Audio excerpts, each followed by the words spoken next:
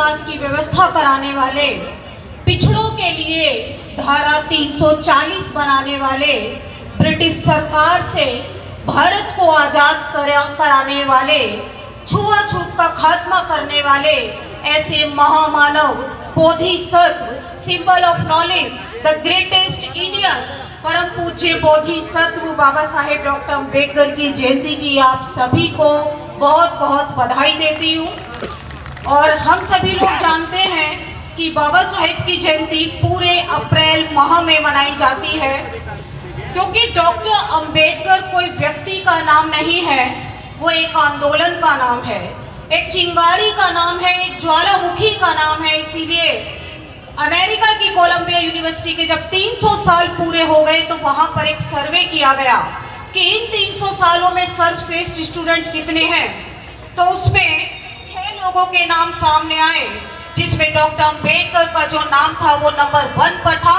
और उन्हीं के सम्मान में कोलंबिया यूनिवर्सिटी में बाबा साहेब का एक स्टैचू लगाया गया और उस स्टैचू के नीचे लिखा गया द सिंबल ऑफ नॉलेज, यानी कि ज्ञान का प्रतीक बाबा साहेब को कहा गया।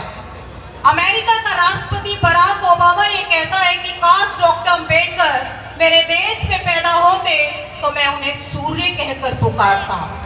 हैदराबाद में बाबा साहेब की सबसे बड़ी स्टैचू बनी। अमेरिका की एक सड़क का नाम डॉक्टर अम्बेडकर के नाम पर रखा गया। एक स्टार, एक तारे का नाम डॉक्टर अम्बेडकर के नाम पर रखा गया।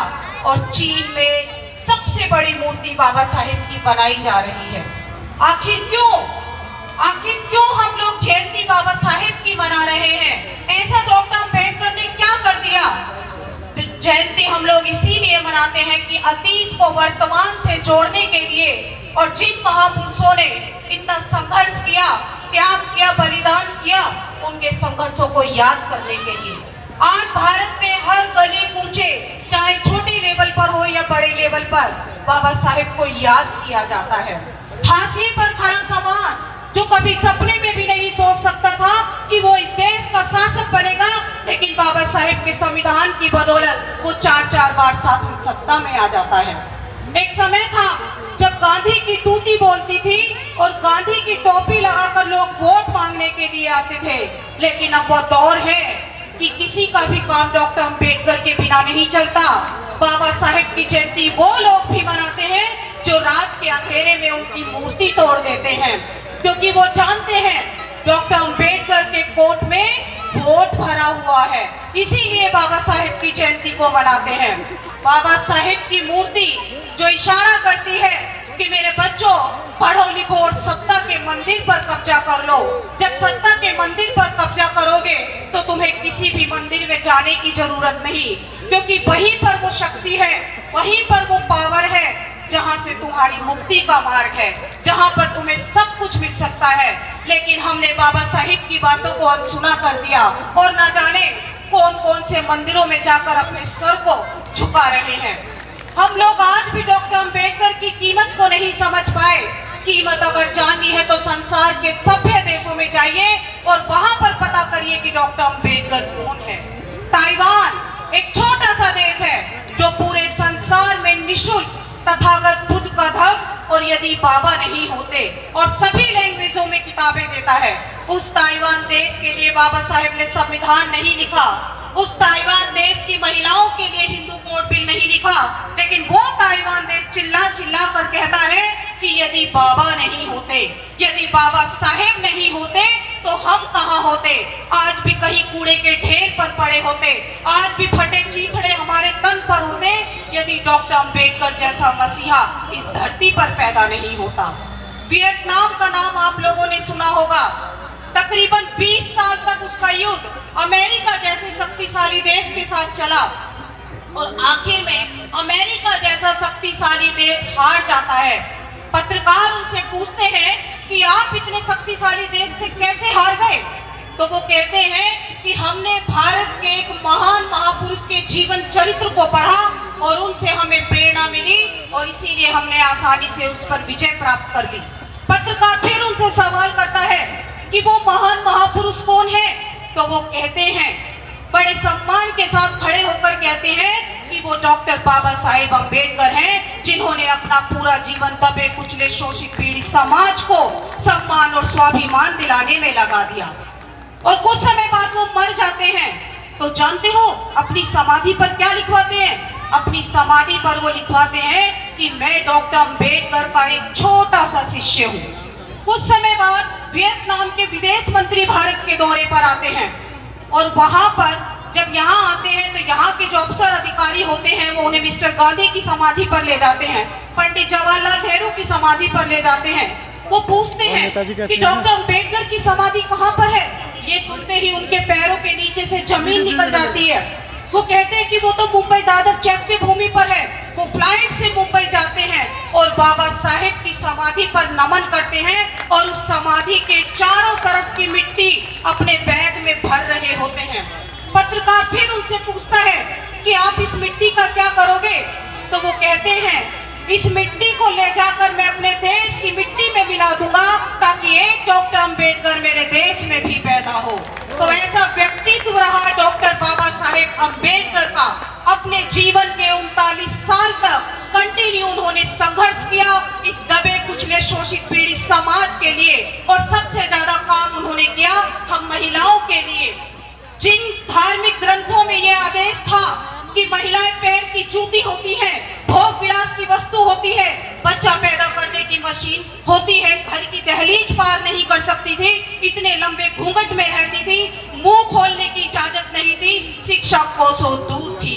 लेकिन बाबा साहेब ने हम महिलाओं की पीड़ा को समझा, हमारे दुखों को समझा और संविधान के माध्यम से हम महिलाओं को सशक्त बना करके गए। आज जो भारत के कोने कोने में जाकर महिलाएं दहाड़ रही हैं, प्रधानमंत्री श्रीमती इंदिरा गांधी लाल किले से कहती है कि आज अगर मैं प्रधानमंत्री बनी तो वो डॉक्टर बाबा साहेब अम्बेडकर के वजह से। राष्ट्रपति द्रौपदी मुर्मू ये कहती है कि मैं आज जहां खड़ी हूं इसके लिए लड़ाई डॉक्टर अम्बेडकर ने लड़ी है। लेकिन बड़ा दुख होता है कि आज भी महिलाएं डॉक्टर अम्बेडकर के बारे में नहीं जानती। बाबा साहेब के दिए हुए अधिकारों को तो वो ले रही है, लेकिन उनके बारे में जानने की कोशिश नहीं करती, उनको क्रेडिट देने की कोशिश नहीं करती। अगर बाबा साहेब हिंदू कोड बिल के माध्यम से हम महिलाओं को अधिकार नहीं देते तो आज भी किसी खेत में जाकर हम घास काट रही होती। ये हमको समझना पड़ेगा। हमारे हकों की लड़ाई लड़ने के लिए कोई नहीं आया, सभी ने हमें दबाया, सभी ने हमें मचला, सभी ने हमें कुचला, लेकिन हमें बचाने के लिए अगर कोई मचला तो वो डॉक्टर बाबा साहेब अम्बेडकर ही थे। संविधान के माध्यम से, हिंदू कोड बिल के माध्यम से वो भारत की प्रत्येक महिला को नारी से आरी बना करके गए हैं, उनको सशक्त बना करके गए हैं। मैं 2 लाइनें महिलाओं के लिए बोलना चाहती हूँ कि महिलाओं का जीना इतना आसान नहीं होता। अगर धरती पर पैदा कोई भीम नहीं होता, रोती मनुवाद की गुलामी से घूंघट में फिर और सर उठाकर चलना इतना आसान नहीं होता। बाबा साहेब ने हमारे हाथों और पैरों की बेड़ियों को तोड़ा है, वरना हाथ में पकड़कर कलम थमाना इतना आसान नहीं होता। मैं आप सभी से कहना चाहती हूँ कि आग लगा दीजिए ऐसे कर्म कांडों में जो हमें चैन से जीने नहीं देते। बाबा साहेब के बताए रास्ते पर चल लीजिए तो आपकी दिन दुगनी और रात चौगनी तरक्की हो जाएगी।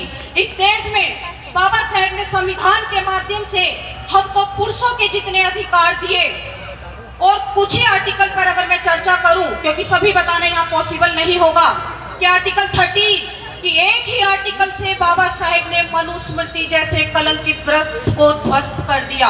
आर्टिकल 14-15 में हमको समानता और स्वतंत्रता का अधिकार दिया। आर्टिकल 16 में लिंग और जाति के आधार पर आपके साथ कोई भेदभाव नहीं होगा। आर्टिकल 17 में छुआछूत का अंत कर दिया। आर्टिकल 18 में उपाधियों का अंत कर दिया, यानी संविधान से पहले जो नाम के पीछे राजा, महाराजा, सुल्तान इस तरीके के टाइटल लगते थे वो बाबा साहेब ने खत्म कर दिए, क्योंकि ये एक दूसरे व्यक्ति को नीचा दिखाता था। लेकिन एजुकेशन से रिलेटेड उपाधियां डॉक्टर, इंजीनियर, IAS, PCS आप लगा सकते हो। आर्टिकल 23 शोषण के विरुद्ध अधिकार।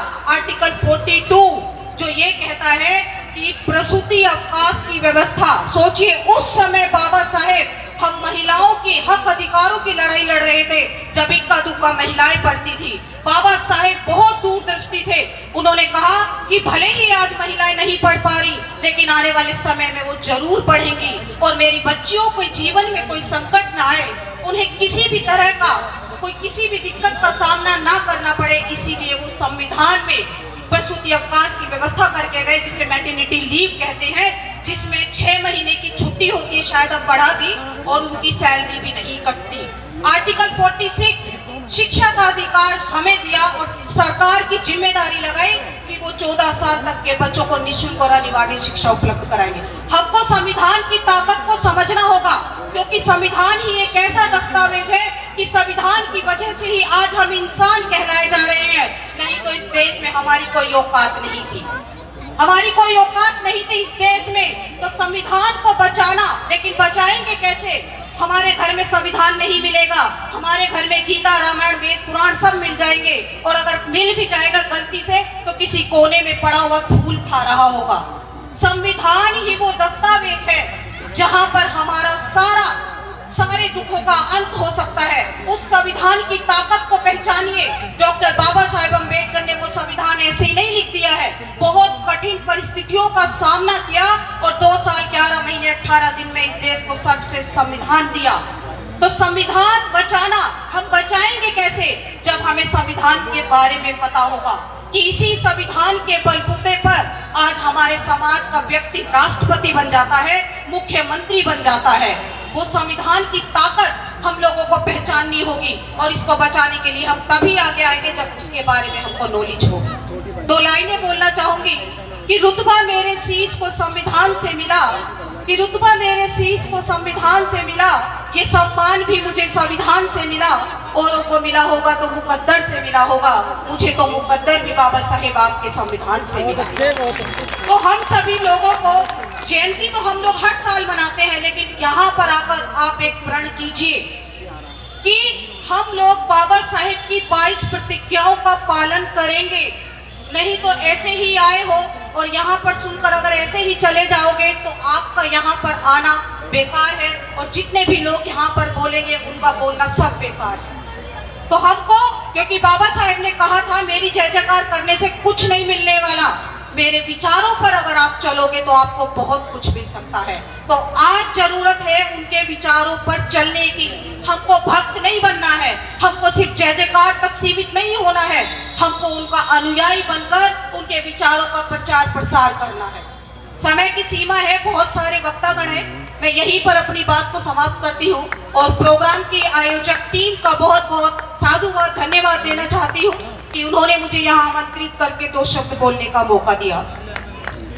एक बार जोर से बोलेंगे, जय भीम, जय भीम, जय भीम। बहुत बहुत साधुवाद।